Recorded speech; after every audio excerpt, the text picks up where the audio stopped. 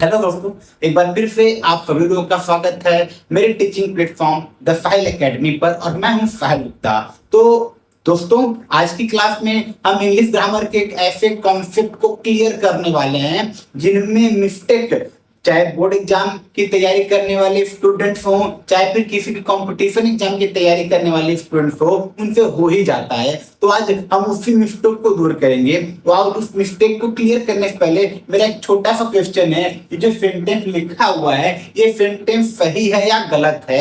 अगर आप सेंटेंस को इसके अर्थ के अनुसार देखेंगे, हिंदी मीनिंग के अनुसार देखेंगे तो पूरी तरह से सही लगेगा, बिल्कुल करेक्ट लगेगा। लेकिन अगर ग्रामर की बात करेंगे, ग्रामेटिकली देखेंगे तो ये सेंटेंस है, ये गलत सेंटेंस है। इसीलिए मैंने यहाँ पर हेडिंग लिखा हुआ है सेंटेंस करेक्शन, जो कि हर एक एग्जाम का पार्ट होता है, चाहे वो सीबीएसई बोर्ड का बोर्ड एग्जाम हो, चाहे वो यूपी बोर्ड का बोर्ड एग्जाम हो, चाहे वो किसी कंपटीशन एग्जाम जहां पर इंग्लिश इंक्लूड होता है, तो हर जगह सेंटेंस करेक्शन से रिलेटेड क्वेश्चन आ जाते हैं। तो ये छोटा सा कॉन्सेप्ट आज हम क्लियर करेंगे, जो है तो छोटा लेकिन बहुत बड़े बड़े लोग इसमें गलती कर बैठते हैं और अपने मार्क्स को कम करवा बैठते हैं। तो स्टार्ट करते हैं। अब होता क्या है, यहाँ पर लोग ध्यान से देखेंगे, ये जो सेंटेंस है ये ऑल्दो से स्टार्ट है, और ऑल्दो या फिर किससे स्टार्ट हो सकता है?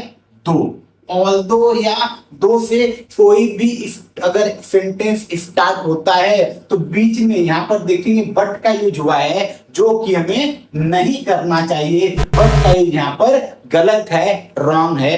बट का यूज कभी भी ऑल्दो या दो के साथ नहीं होता है, बल्कि बट की जगह या तो केवल हम कॉमा लगा सकते हैं या तो केवल हम लोग येट लगा सकते हैं। अर्थात ये सेंटेंस बनेगा although he is poor, comma लगाकर ही इज ऑनेस्ट, ये बन सकता है, या फिर although he is poor yet he is honest, ये बन सकता है। अब बात आती है कि दोनों ही तरीके से सेंटेंस सही हो रहा है, ग्रामेटिकली दोनों तरीके से सेंटेंस सही है, लेकिन इन दोनों सेंटेंस में भी फर्क होता है, डिफरेंस होता है। होता क्या है, जब हम लोग कॉमा का प्रयोग करके यहाँ पर सेंटेंस लिखते हैं ऑल्दो वाला, तो कॉमा का प्रयोग करने की वजह से जो सेंटेंस बनता है वो बनता है हमारा कॉम्प्लेक्स। लेकिन यदि हम लोग कॉमा की जगह येट का प्रयोग करते हैं, जिससे कि सेंटेंस तो ग्रामेटिकली सही होता है, लेकिन जो उसका स्ट्रक्चर टाइप है, उसका जो सेंटेंस स्ट्रक्चर टाइप है वो बदल जाता है। इन दैट केस जहां पर येट लगा होता है, वो जो सेंटेंस बनता है वो हमारा बन जाता है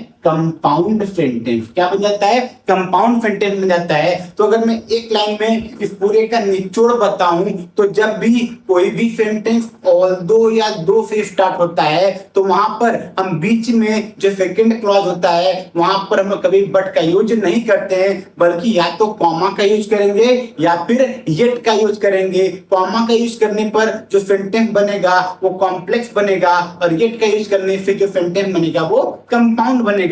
अब आप मुझे कमेंट बॉक्स में बताइए, यहाँ पर जो ब्लैंक है, जो खाली जगह है, यहाँ पर किस वर्ड या सिंबल का प्रयोग करेंगे? साथ ही साथ इन दैट केस जो सेंटेंस बनेगा वो कॉम्प्लेक्स होगा या कंपाउंड होगा। तब तक के लिए मिलते हैं अगले वीडियो में। Thank you.